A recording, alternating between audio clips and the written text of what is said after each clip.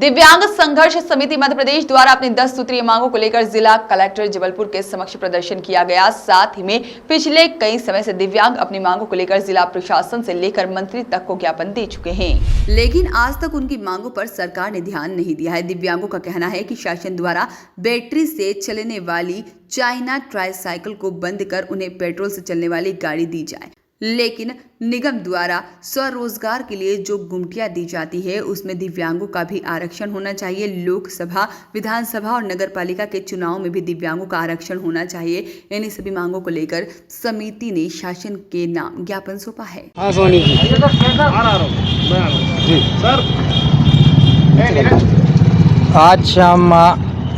आज हमारा दिव्यांग संघर्ष समिति के नेतृत्व में माननीय जिला प्रशासन का पुतला दहन और अर्थी जुलूस जो निकाला जा रहा था, उसमें जिला प्रशासन के माध्यम से जो प्रभारी हैं, जो अधिकारी हैं, उनको यहाँ बुलाया गया और हमारा ज्ञापन करवाया गया हम लोगों को रोककर। और ये ज्ञापन में हमारी जो 10 सूत्रीय मांग जो शुरू से चली आ रही हैं, जैसे कि सामाजिक सुरक्षा पेंशन की बढ़ोतरी, महंगाई को देखते हुए 6,000 रुपये की जाए और ये चाइना निर्मित गाड़ी को बंद कर पेट्रोल चलित गाड़ियाँ दी जाएँ विकलांगों को। ऐसी 10 सूत्रीय मांगों का हमने ज्ञापन सौंपा हुआ है, जिसमें माननीय प्रभारी डॉक्टर जामदार जी, ज्वाइंट डायरेक्टर आशीष दीक्षित जी के सानिध्य में और तहसीलदार जबलपुर और एसपी साहब जबलपुर के माध्यम से ज्ञापन में हमें बोला गया है कि हम बहुत जल्द माननीय जो मंत्री जी जबलपुर प्रवास पे आते हैं उनसे मुलाकात कर आपकी मांगे मंत्रालय में खुद बैठक करके और आपका एक प्रतिनिधि मंडल ले जाकर उनको आपकी चर्चा करवाई जाएगी। और अगर हमारी ये चर्चाएँ नहीं होती हैं तो इसके बाद हमारा जो भी कार्यक्रम बनेगा हम शासन प्रशासन का अवगत कराकर अपना कार्यक्रम करेंगे। देवेंद्र सोनी, दिव्यांग संघर्ष समिति, प्रदेश अध्यक्ष, जबलपुर, मध्य प्रदेश।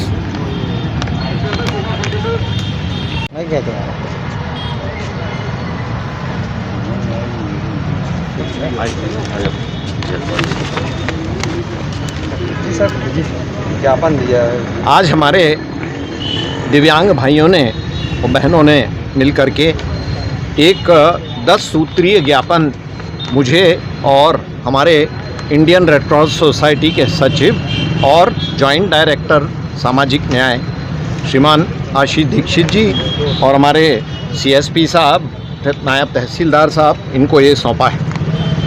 इसके ऊपर पूरी गंभीर चर्चा भी हम लोगों ने की और इसमें ये विषय ध्यान में आता है कि ये जो 10 मांगे हैं, ये 10 मांगे 100% वाजिब हैं। इन मांगों के अंदर कोई भी ऐसा बिंदु नहीं है कि जो अव्यवहारिक है, परंतु इसमें, और हम इसके साथ सहमत हैं, हम सभी लोग इसके साथ सहमत हैं। जो पॉइंट्स हैं पढ़ के एक पॉइंट बताने की ज़रूरत नहीं है, आप दिखा देंगे उनको, पर हर बिंदु पे भारत का प्रत्येक नागरिक सहमत होगा कि हमारे जो दिव्यांग भाई बहन हैं उनको ये सारी सुविधाएं होना चाहिए। हमारे माननीय प्रधानमंत्री जी कहते हैं कि समाज का जो अंतिम व्यक्ति है, जो अंतिम पंक्ति में बैठा हुआ अंतिम व्यक्ति है, जब तक उसके जीवन का स्तर सुधरता नहीं है तब तक हमारा देश आगे नहीं बढ़ेगा। और इसलिए स्वाभाविक है कि ये जो सारे बिंदु हैं ये व्यावहारिक हैं, ये सब करणीय हैं, पर इसमें जो कठिनाई है वो ये है कि इनमें जो व्यावहारिक पक्ष हैं इसके, वो ये है कि जितने बिंदु हैं उन सारे बिंदुओं के ऊपर निर्णय और आदेश, ये दोनों की प्रक्रिया करने का अधिकार स्थानीय स्तर पे नहीं है, जिला स्तर पे नहीं, संभाग स्तर पे नहीं। या तो इसमें कुछ पॉइंट्स ऐसे हैं जो शासन स्तर पे राज्य शासन द्वारा करने के हैं और कई महत्वपूर्ण बिंदु ऐसे हैं जिनका निर्णय वास्तव में केंद्रीय कैबिनेट मीटिंग में होना चाहिए। अब इसके लिए हम प्रयत्न करेंगे अपने स्तर पर कि जो बातें इन्होंने कही हैं उन बातों को हम व्यक्तिगत रूप से फॉलो करें। 2-3 मांगें इनकी ऐसी हैं जो स्थानीय स्तर पर पूरी की जा सकती हैं। उसके लिए जो स्थानीय अधिकारी सक्षम हैं उन मांगों को पूरा करने के, उनसे हम लोग चर्चा करके और प्रयत्न करके ये सारी मांगें हम लोग पूरी कराएंगे।